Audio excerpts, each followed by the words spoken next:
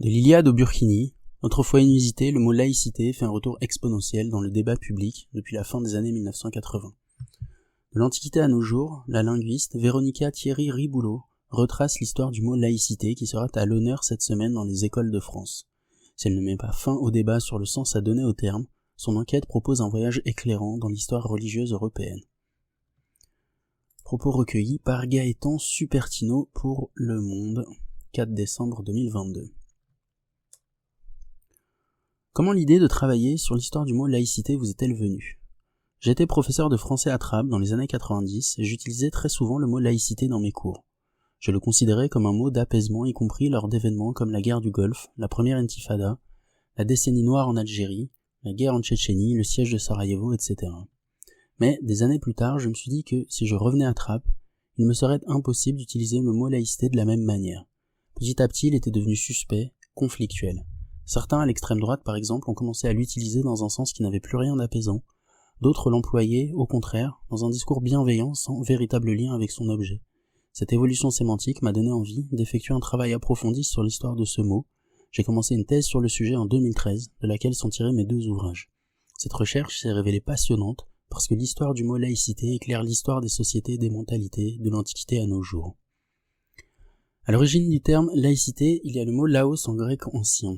On le traduit souvent par peuple, parfois avec l'objectif de conférer à la laïcité de lointaines origines démocratiques. Or, vous affirmez que c'est un peu plus compliqué. Tout d'abord, ce n'est pas le seul mot grec que l'on traduit par peuple. On trouve aussi, par exemple, démos qui a donné démocratie. Lorsqu'on analyse les textes antiques, laos désignait plutôt le clan, la tribu, la bande. Le mot désignait tout simplement l'appartenance à un groupe, en général avec un leader. Dans les textes plus anciens, tels l'Iliade, le terme clan semble le plus adapté. Dans l'Ancien Testament, la traduction par tribu est préférable, mais certainement pas par peuple au sens contemporain. La signification du mot laos va ensuite connaître une évolution avec le Nouveau Testament. Une diversification de sens commence à s'installer, il y a d'une part l'idée de foule, d'une masse un peu informe, mais le terme peut désigner également une partie du peuple qui n'est pas le clergé. Les scribes et les grands prêtres cherchèrent à mettre la main sur Jésus, mais ils eurent peur du peuple, dit-on chez Luc. Cette polysémie va s'accentuer chez les pères de l'Église avec le terme laïkos. Le dérivé naturel du mot laos va pénétrer la culture européenne par le biais des premiers auteurs chrétiens. Il va servir à décrire clairement celui qui, à l'intérieur du peuple chrétien, ne fait pas partie de la hiérarchie, des dignitaires ou des prêtres. Le laïkos est celui qui n'est pas cléricos. Cette distinction qui va devenir traditionnelle apparaît à ce moment-là. Laïkos va donner laicus en latin, or vous affirmez que laïcus est particulièrement emblématique des évolutions sociolinguistiques de l'Europe chrétienne, c'est-à-dire l'histoire religieuse est aussi une histoire de pouvoir, elle s'accompagne de mots pour la décrire. Au Moyen-Âge, lorsque le clergé va affirmer sa supériorité, laïcus se colore d'une teinte péjorative. Le mot va peu à peu traduire une hiérarchisation de valeurs. La valeur revient à l'ecclésiastique et l'absence de valeur revient à l'autre, le laïcus. Le laïcus est là pour faire masse, pour témoigner des miracles, des bienfaits de l'action divine, c'est tout. Dans un mouvement inverse, au XVIe siècle, lorsque Calvin porte des revendications pour les non-prêtres, il emploie le mot laïcus dans un sens revalorisé et dénonce les clercs qu'il emploie pour les déprécier. C'est assez comparable, par exemple, au mot nègre. Celui-ci a été employé par les colons et dépréciait les esclaves, puis il y a eu une réappropriation du mot à travers le concept de négritude, porté par des personnalités comme Aimé Césaire ou Léopold Sédar Senghor. En français, laïcus a d'abord évolué vers le mot laid.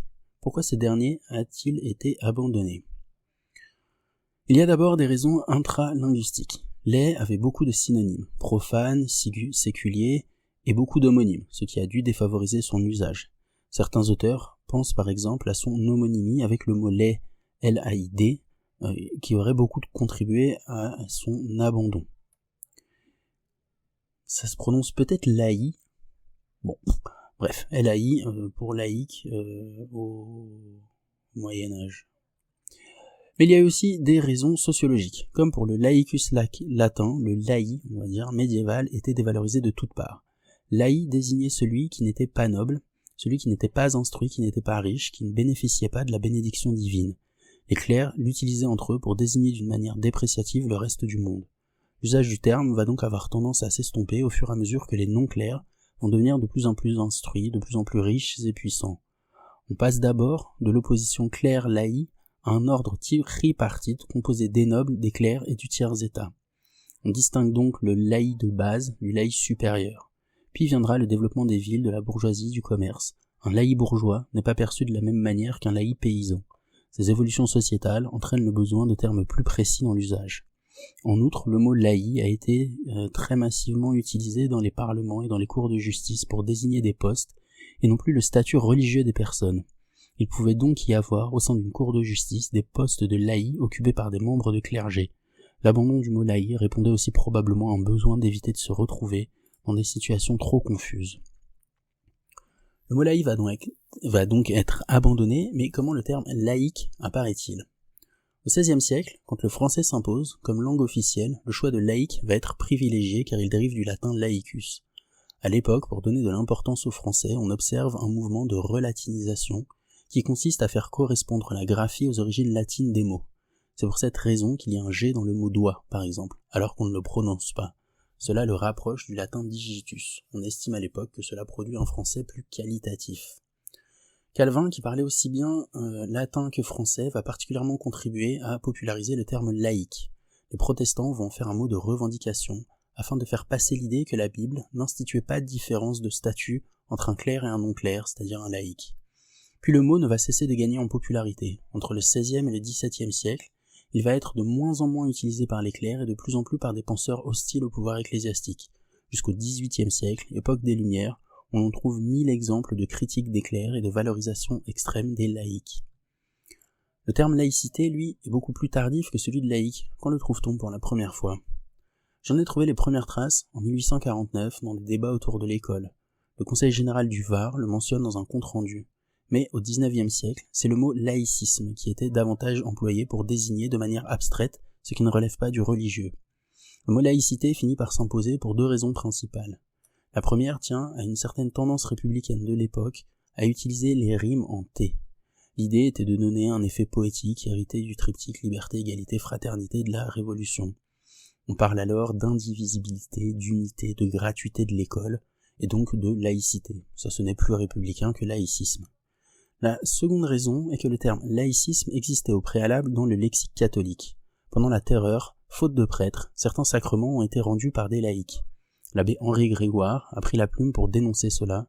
Il trouvait inadmissible qu'un laïc se mêle des affaires du clergé. Il crée le néologisme laïcisme pour désigner ce phénomène, et le terme s'est répandu chez les catholiques. L'usage de laïcité va donc se développer en parallèle pour évoquer la neutralité de l'école, ou la séparation de l'Église et de l'État.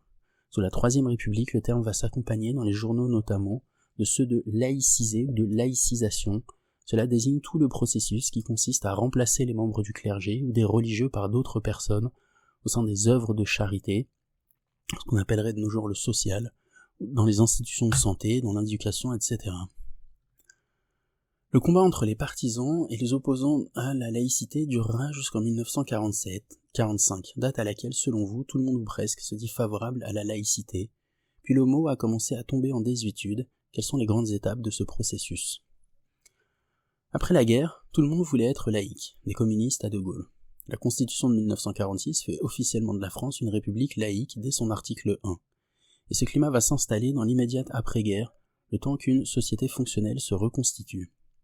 Puis il va y avoir encore quelques passes d'armes autour du vote de la loi Debré en 1959, qui établit un nouvel équilibre entre l'enseignement public et l'enseignement privé. Ensuite, ce mot n'est plus utilisé. Laïcité devient un terme vieillot. Pour cause, la laïcisation est effective, on ne fait plus de différence entre les citoyens du fait de leur religion, la liberté de conscience ou la neutralité de l'État ne sont plus remises en question. La seule exception se trouve chez les enseignants. La loi Debré est en effet considérée comme une énorme défaite par le clan laïque enseignant. Les syndicats vont continuer à se battre pour un service public unique d'enseignement jusqu'au milieu des années 1980. Mais cela n'aboutira à rien. Le projet de loi Savary, 1984, allant dans leur sens, ne verra jamais le jour, malgré les promesses de François Mitterrand. Cela restera une défaite pour ceux qui revendiquaient une laïcité pour toute l'école. Après cette défaite, le peu de personnes qui employaient encore le terme n'avaient plus de raison de le faire. Tout va changer à partir de la fin des années 1980 et les débats autour de l'islam. On peut considérer l'année 1989 comme un point de bascule entre la fatwa émise à l'encontre de Salman Rushdie et l'affaire des foulards de Creil. Le principal d'un collège de l'Oise avait alors refusé l'accès à 3 élèves portant le voile islamique. le mot laïcité fait un retour exponentiel dans le débat public, ouvrant une nouvelle période et de nouveaux usages du mot. Comment l'usage du mot évolue-t-il à partir de 1989 ? C'est d'abord le cas au niveau juridique. Les affaires de Foulard de 1989 débouchent sur la loi de 2004 concernant le port des signes religieux à l'école, qui modifie vraiment la conception de la laïcité. Auparavant, c'était l'État, et non le public, qui devait être laïque. Il y aura ensuite bien d'autres évolutions, comme le montre par exemple une analyse lexicométrique de l'ensemble des 4671 articles du Monde qui comportent le mot laïcité entre 1980 et 2015. Le mot passe de gauche à droite et à l'extrême droite, de sujets liés à la religion catholique à des sujets liés à l'islam, du domaine du ministre de l'Éducation nationale à celui du ministre de l'Intérieur. Les nouveaux sujets sont liés à la laïcité. Avant 2015, on n'employait jamais le mot à propos des attentats terroristes ayant une motivation politico-religieuse, pour n'en citer quelques-uns, celui de la rue des Rosiers en 82, celui de la rue de Rennes en 86, celui de la station RER Saint-Michel en 95 ou ceux commis par Mohamed Merah en 2012. Mais depuis 2015, les références à la laïcité sont systématiques lors d'un attentat. L'histoire du mot laïcité est-elle à lui donner du sens aujourd'hui ? Non, je ne le pense pas.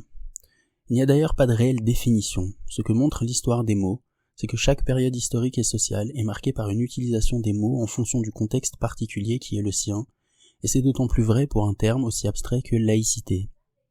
Aujourd'hui, les discordances idéologiques